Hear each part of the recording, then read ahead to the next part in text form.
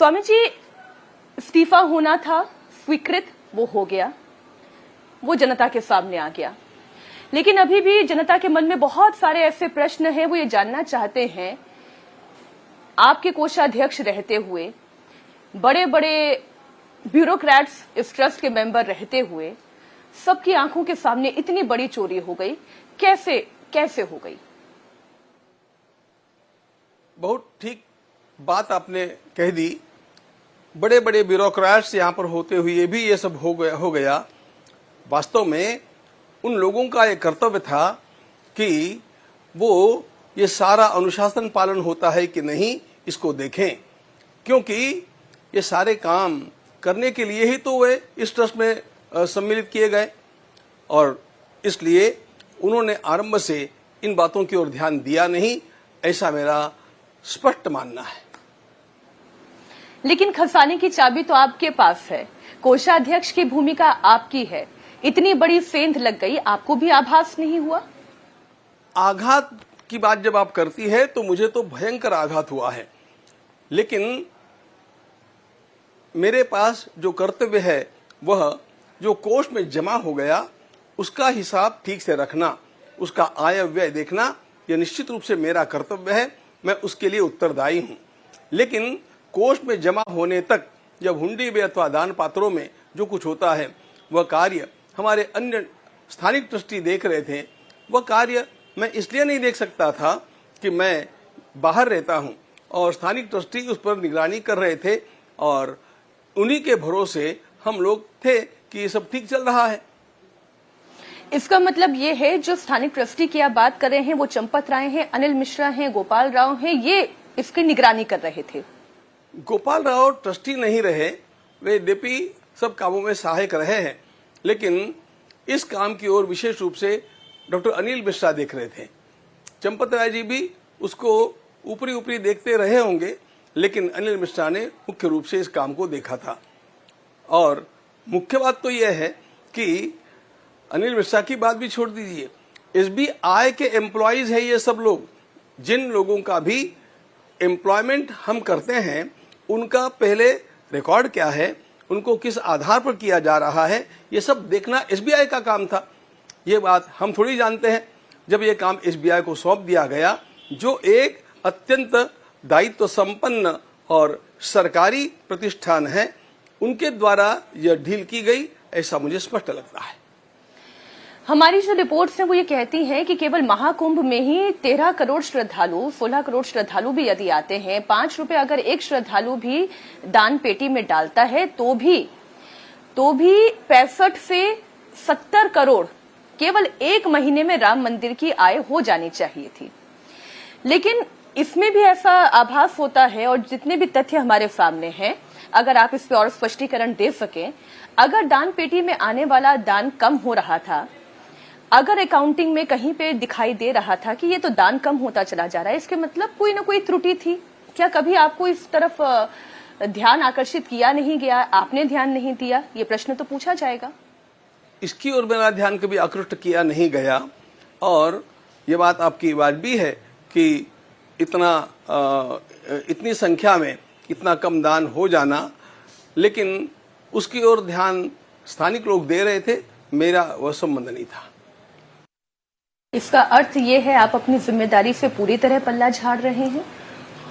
मैं जिम्मेदारी से पल्ला नहीं झाड़ रहा हूं, लेकिन ये मैं डे टू डे सब बातें नहीं देखता हूं, हर महीने आकर के मैं नहीं देखता हूं।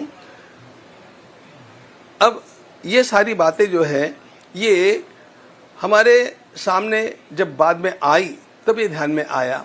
और ऐसा है, ये काम करते समय अपने साथियों का विश्वास भी करना चाहिए। यह विश्वास हम पहले से करते आए हैं, वो देखते आए हैं, और इसलिए ये बात ध्यान में उन्होंने लाई नहीं और मेरा भी ध्यान गया नहीं। अभी आपने कहा कि ध्यान लाई भी नहीं गई, आपका भी ध्यान गया नहीं, क्यों? क्योंकि आपने विश्वास किया, ठीक वैसे ही जैसे चंपत राय जी ने विश्वास किया अनिल मिश्रा पर, ठीक वैसे ही जैसे अनिल मिश्रा ने विश्वास किया सुभाष श्रीवास्तव पर, क्योंकि उनकी नियुक्ति अनिल मिश्रा जी के कहने पर हुई थी। जो साथी इतने दिनों से साथ में काम कर रहे हैं, यदि मेरा थोड़ा भी ये बात ध्यान में आ जाती कि ये कम होता जा रहा है, कोई तो भी मुझे बताता तो मैं तुरंत उसकी ओर ध्यान देता, लेकिन ये मुझे बताया नहीं गया। अभी खजाने की अगर मैं राशि आपसे पूछूं, राम मंदिर के अकाउंट्स में इस वक्त कितनी राशि है, तो क्या आप इसका ब्यौरा दे सकते हैं? ऐसा है, ये तो हमने कल हमारी प्रेस विज्ञप्ति में भी दिया है। इस समय हमारे पास 2370 करोड़ रुपए निर्माण एवं पूंजीगत व्यय में व्यय किए गए हैं और कुल राशि 3264 करोड़ रुपए आई थी। और ऐसी हमारे पास अभी 30 जून का जो आंकड़ा है 1800 करोड़ राशि थोड़ी सी प्लस हमारे पास अवशिष्ट है। और अगर मैं राम मंदिर के द्वारा जो या राम मंदिर के लिए जो जमीन अधिग्रहित की गई है, या इस साल का अगर कोई लेखा आपके पास हो जो ये बताता हो कि कितनी जमीन है जो राम मंदिर के नाम पर ली गई है?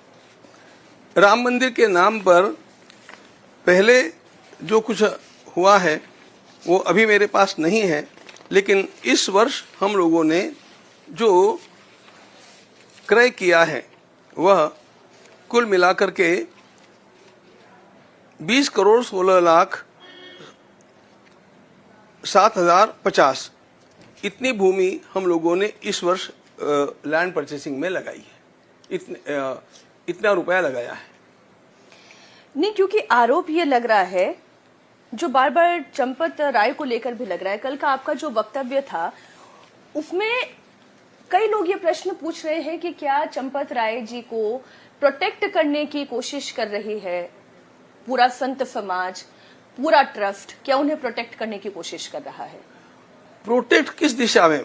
देखो, चंपत राय जी के लिए मुझे आज भी किसी प्रकार की आशंका, इस प्रकार के गबन की नहीं है।